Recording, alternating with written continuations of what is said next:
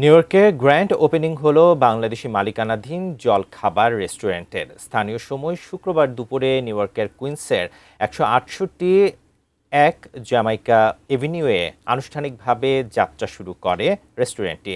উদ্বোধনী অনুষ্ঠানে প্রধান অতিথি ছিলেন বাংলাদেশ সোসাইটির সাবেক সাধারণ সম্পাদক এবং গণমাধ্যম ব্যক্তিত্ব ফখরুল আলম।